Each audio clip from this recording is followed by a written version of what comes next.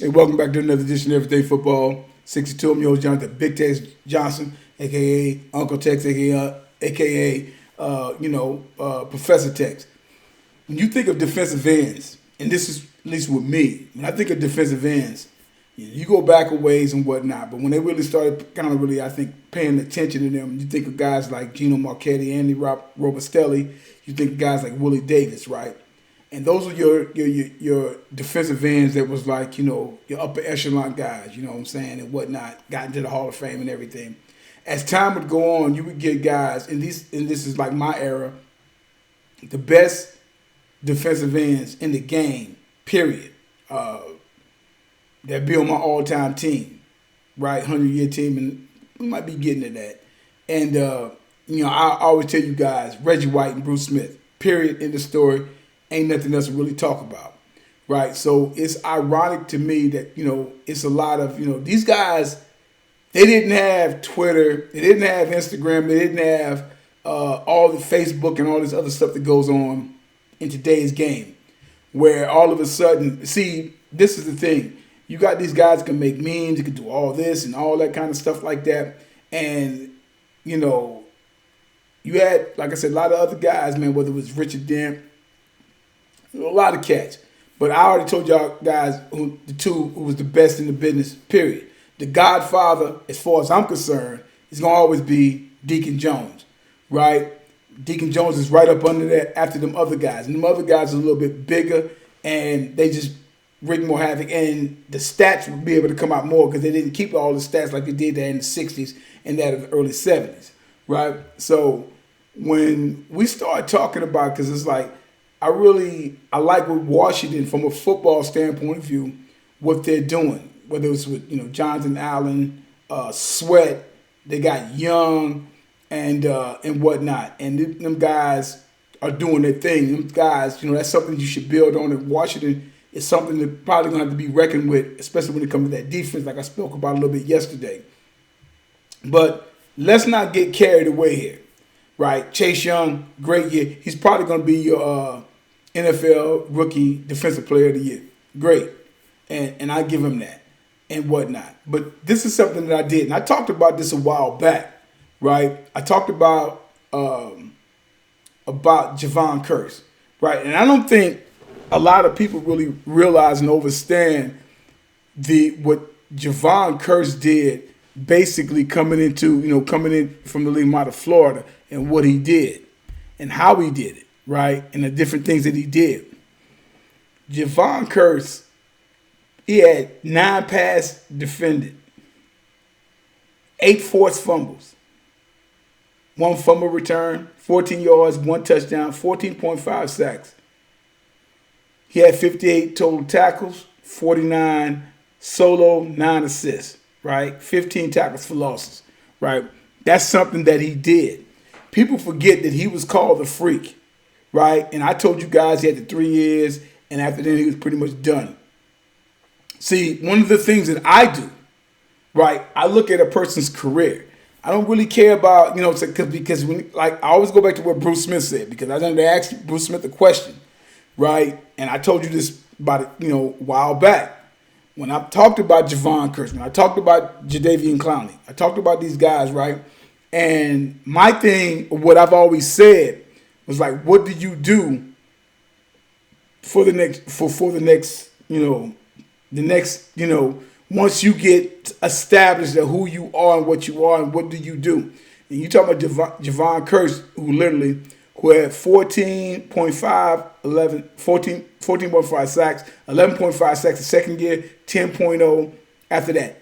After that, no more double-digit sacks. So his first 3 years, you're talking about somebody that basically literally would have, you break it down, he did his thing for those first 3 years, right? And Bruce Smith always said, he said, what happens when you start getting double teamed? Now they know who you are. What do you do after that? And them guys like Reggie White and guys like Bruce Smith, them guys represented for like a decade. See, what happens now is, what I've always seen, especially now over the past couple of years, this whole social media. Them guys didn't come up in social media, right?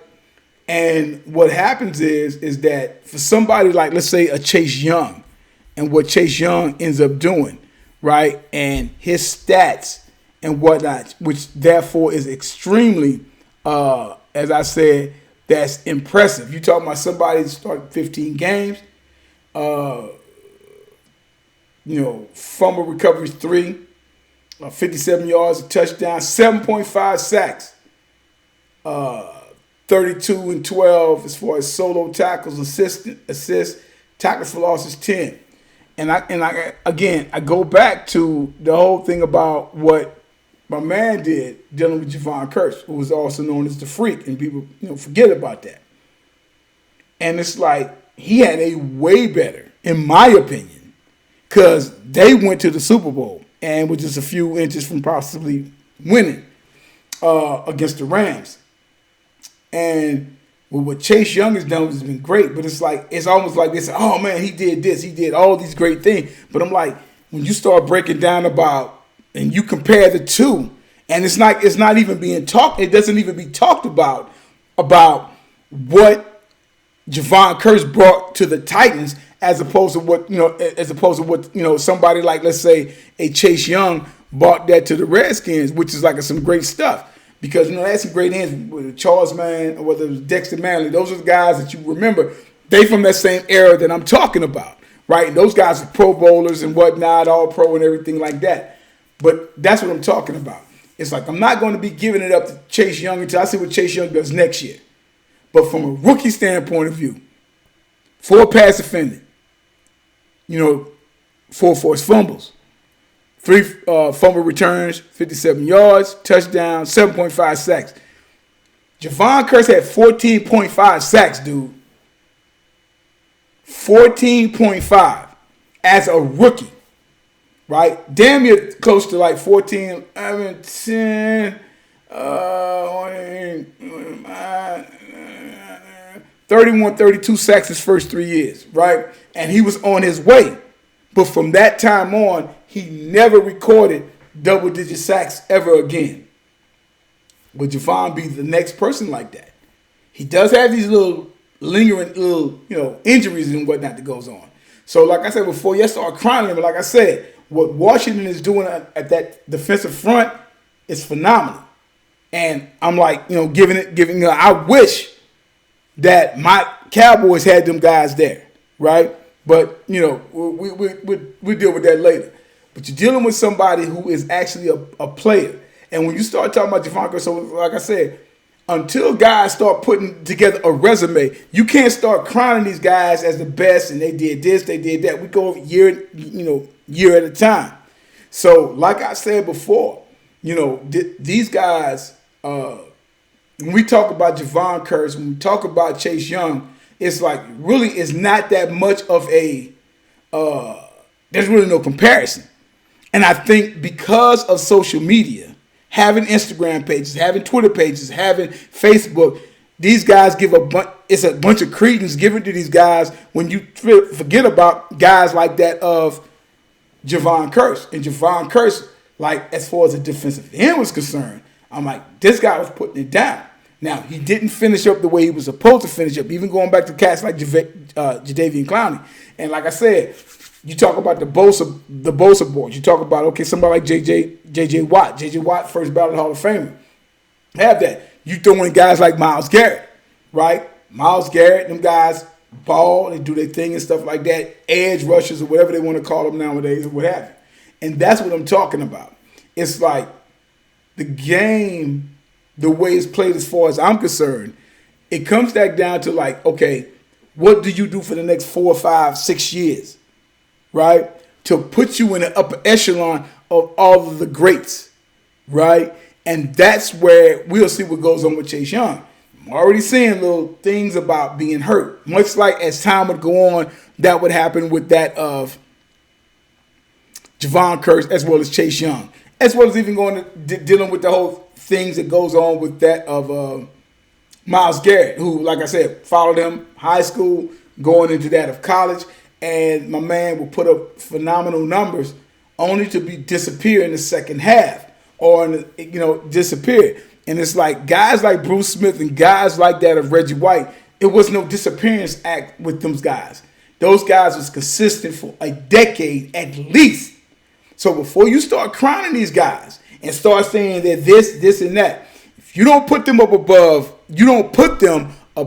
that of Reggie White and Bruce Smith, I'm sorry, you're not going to do that. Not, while I have a forum where I can sit up and speak about this and remind you guys of that, right? So these are guys who, those are the guys that is like, if you're going to be doing anything, that's what you're supposed to look at. What did Bruce Smith do? What did Reggie White do? You follow what I'm saying? And it's like, them guys haven't gotten to that yet. It's a bunch of them guys haven't gotten to that. And I'm talking about winning ball games. Taking over games. And J.J. Watt, as good as a player J.J. Watt is, it's like J.J. Watt has been hurt the last couple of years. Didn't do much this year. Came along a little bit last year, but has been hurt.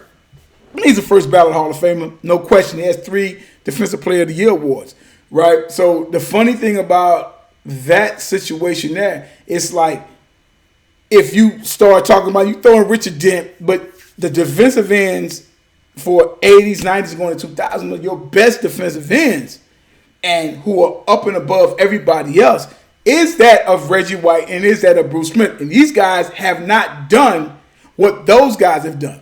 Come back and holler at me when these guys put together a 6 or 7 year resume where they're the best in the business year in and year out. Okay? That's what I want to sit up there and discuss and talk about today or whatever. That's what I'm dealing with right now. Because it's like, okay, all that social media stuff, that's irrelevant. You follow what I'm saying? That's irrelevant based upon what these guys have done and whatnot. And like, there has not been, aside from J.J. Watt, there has not been any dominant defensive end player, in my opinion, that even comes close to a Bruce Smith or that of a Reggie White, right? Chase Young's not there. They thought that Javon Kise was going to be there. Jadeveon Clowney can't stay healthy. Them guys have the attributes to do a lot of different things. Because some of them guys, even now, Jadeveon Clowney, and with this edge rusher thing, it's like it kind of burns me up because it's like you're an edge rusher, so you're a defensive end or you're an outside linebacker that can drop back in coverage.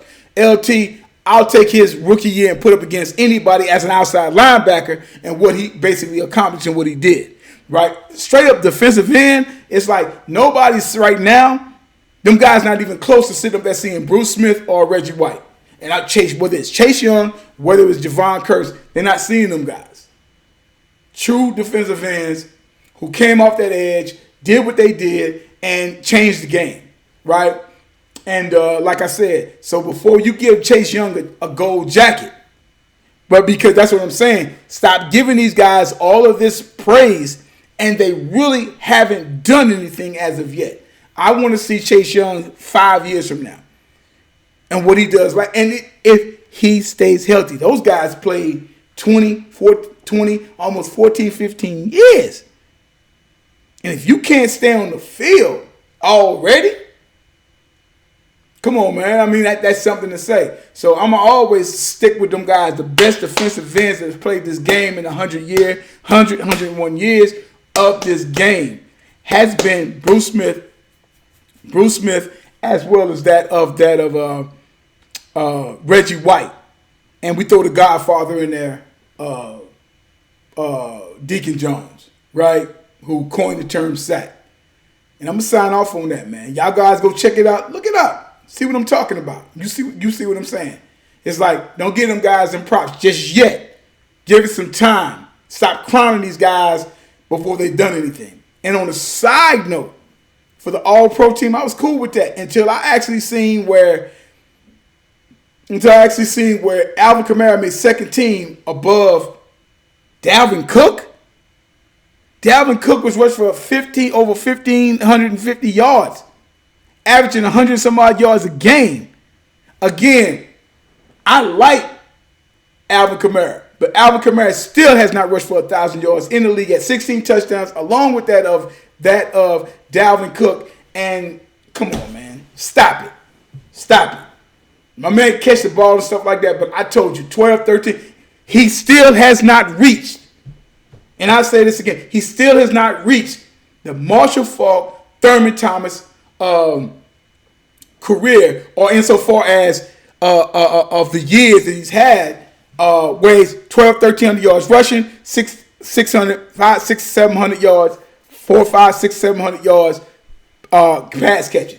Them other guys, I said, Cook hasn't done what them other guys have done. But still in all, he gets Pro Bowl and gets an All-Pro team, second team nod, when he shouldn't have got that about over Cook, in my opinion. All right? Tell you guys all the time, like I say, smash that like button. Got any comments? Leave them down there. We'll talk about it.